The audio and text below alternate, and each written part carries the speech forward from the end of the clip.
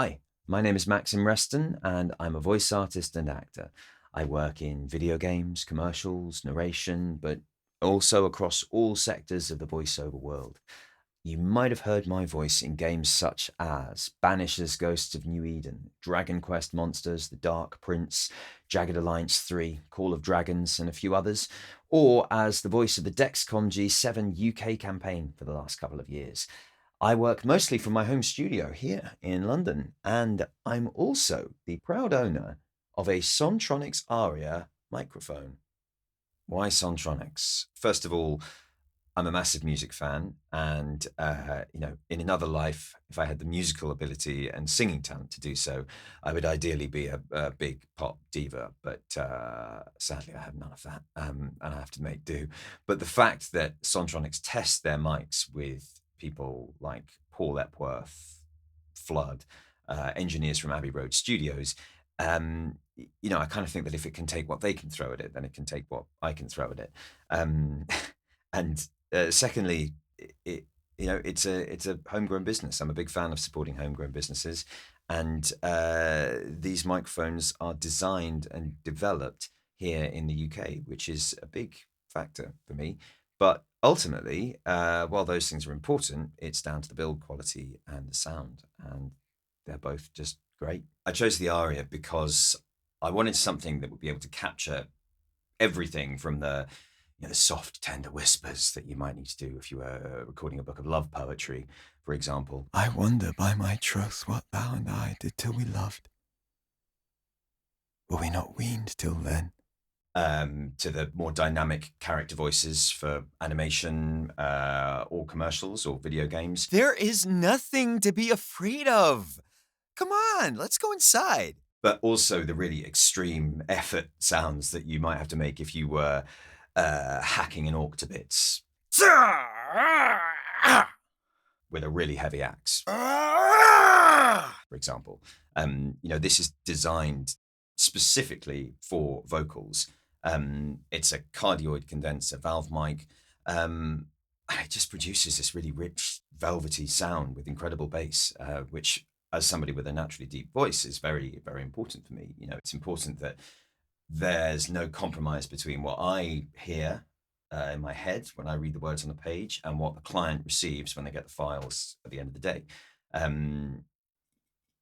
If your voice is your product, then your microphone is your best representation of that product. So it's a no-brainer to invest in it.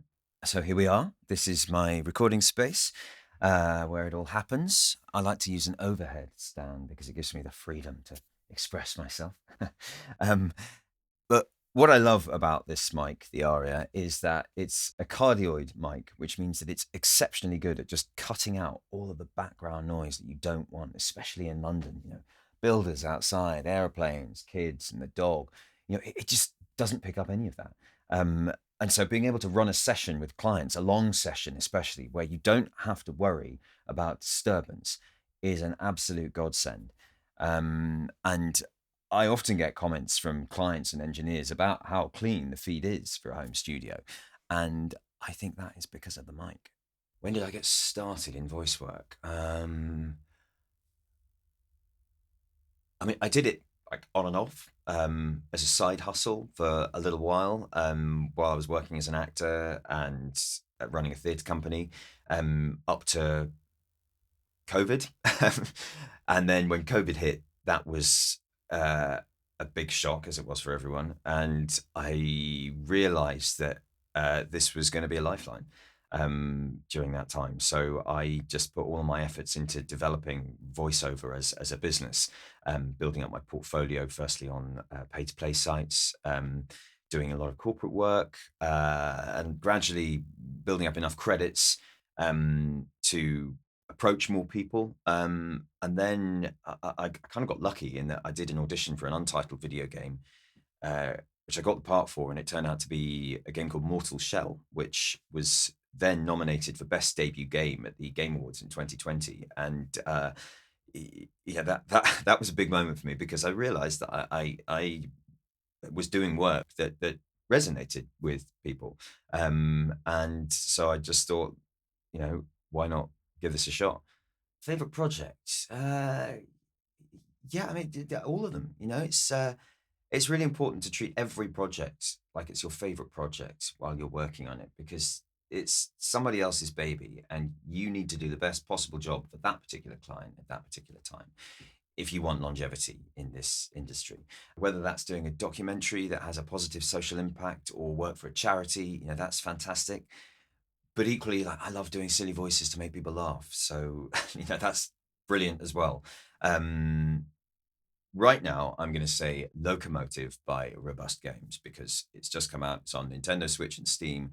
It's made by two brothers, so it's indie in the best possible way. It's a real labor of love. It looks beautiful. It's got a great script, and it's just, it's a lot of fun. So that one. Words of advice. Don't rush. Take the time to get your reels right.